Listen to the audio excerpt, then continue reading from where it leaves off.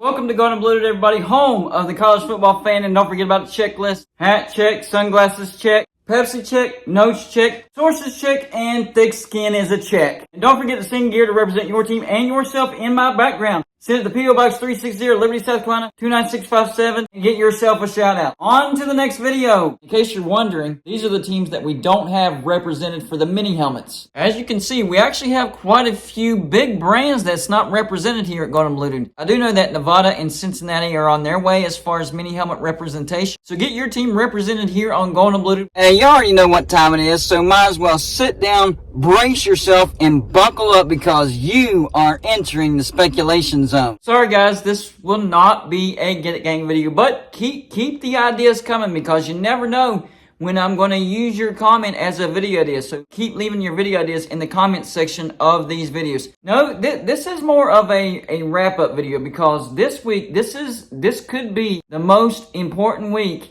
in Pac-12 history. I mean, this soap opera basically has taken so many twists and turns, it's not even funny. We heard that they had a decent TV deal with ESPN in the range of $35 million per team per year. That fell apart. Then we heard that they were talking with Amazon and ESPN combined, and that deal was going to be worth $25 million per team per year, but then ESPN pulled out of that because of Disney cuts. Then we heard that the Pac-12 was talking to Apple TV. Nothing really came out of that, except a lot of anger because Pac-12 presidents were not buying that. They did not want 100% streaming. And then we heard that Amazon and ESPN are going to do the deal, and it's going to be worth around $22 million per team per year. And at first, we heard the presidents decide they weren't even going to vote on it. They told George Kliavkoff, no, not going to take a vote on this. This is terrible. Try to renegotiate it. Well, this is the week. I'm hearing that they will have a meeting to look at the numbers all over again and decide whether they're going to pass this or not. On top of that, conference expansion is still on the table. They're still looking at San Diego State. They're still somewhat looking at SMU. The new name that I'm hearing now is Colorado State.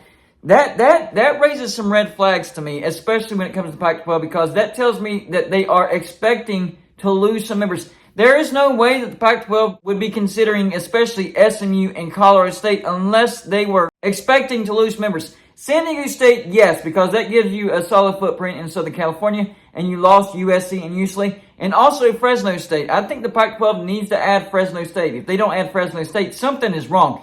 San Diego State and Fresno State needs to be at the top of the list of the Pac-12. But this just tells me more of the same bad decisions by the Pac-12. It doesn't make any sense. So I'm hearing that they will look at the numbers. Again, the deal that I'm hearing is $22 million per team per year.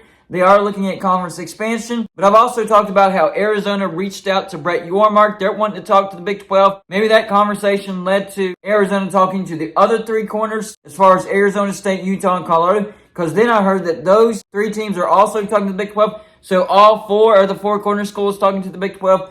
This is a major deal. And on top of that, yesterday I put out a video talking about how there might be a deal in place for Oregon and Washington to join the Big Ten, but at a reduced revenue share. But still, they would make way more money than what they would make as a member of the Pac-12 getting a full share. Even unequal revenue share, like getting a larger cut, they would make more in the Big Ten getting a reduced revenue share than if they stayed in the Pac-12 and got unequal revenue share, meaning they got more money than everybody else by a significant margin. So the Pac-12 is on some dangerously thin ice, and this week could tell if the Pac-12 is going to survive or not. Listen, the bottom line is, I think if we hear nothing, that's bad news for the Pac-12. Because if they look over the numbers and everybody actually agrees to it and everybody signs the grant of rights, because that's another thing I'm hearing, nobody signed the grant of rights.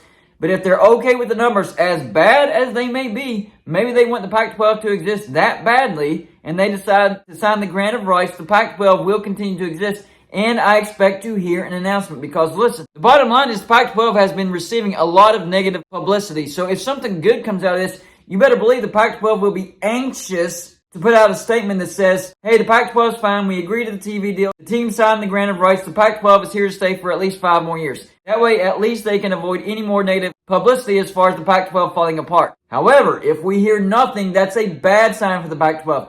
That more than likely means that nobody signed anything, everybody's still unhappy, maybe a vote still hasn't happened on that terrible TV deal. No news is actually bad news when it comes to Pac-12 right now. So we could be looking at major changes in the Pac-12 this week. It could still go in the direction of the Pac-12. The Pac-12 could still exist. These teams could agree to this TV deal, and they stay together for at least 5 more years. It's still possible. It could still head in that direction. But the more likely scenario is looking like the Pac-12 is going to lose some members. The biggest 2 members, of course, Oregon and Washington.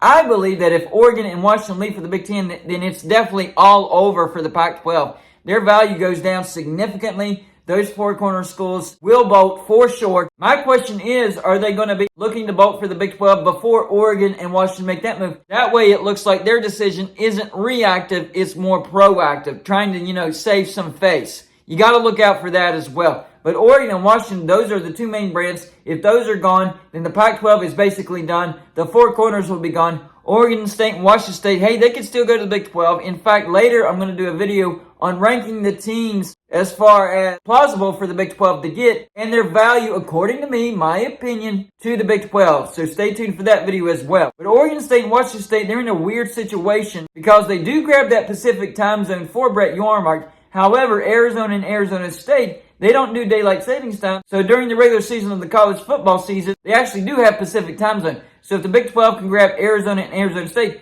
during the regular season for the college football season, Brett Yormark would actually be capturing the Pacific time zone.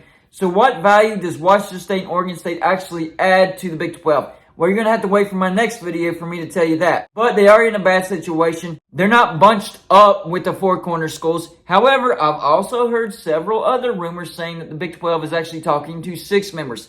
That would be the 4 corners, Arizona, Arizona State, Utah, and Colorado, plus Washington State and Oregon State. That would be a good scenario for both of those schools.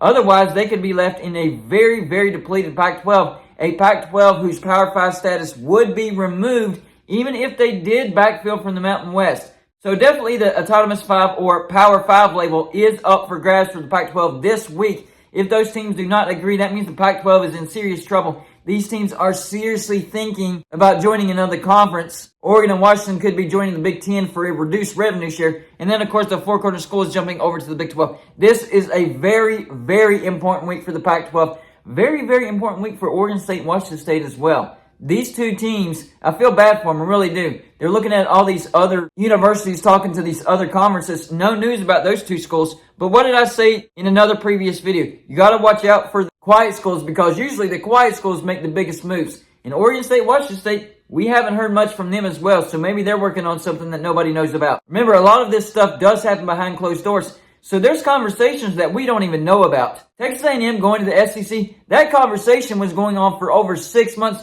And nobody knew about it until about 2 weeks before it actually happened. Same thing with Oklahoma and Texas. Those conversations were going on for about 8 months, and nobody knew about that until like 3 days before it was announced. So you better believe conversations are going on behind closed doors right now as we speak that we don't even know about. And Washington State and Oregon State could be 2 of the universities that nobody's talking about that's having those conversations. Remember, they would lock in the Pacific time zone, and Brett Yormark definitely wants that 4th time zone, especially if he can't grab Arizona and Arizona State. So y'all let me know in the comment section. Number 1, how important do you think this week is for the Pac-12? Number 2, which way do you think it goes? Do you think these teams do agree to a bad, terrible TV deal? And the Pac-12 expands and grabs, let's say, San Diego State, SMU, Colorado State, and somebody else, a 4th mystery team. Even Tony Altimore's been talking about a 4th mystery team. And finally, the last thing is, do you agree with me? If we hear nothing from the Pac-12 this week, it means that the Pac-12 is basically done and teams will end up jumping from the Pac-12. That's all I got for this show. Like and subscribe if you haven't already,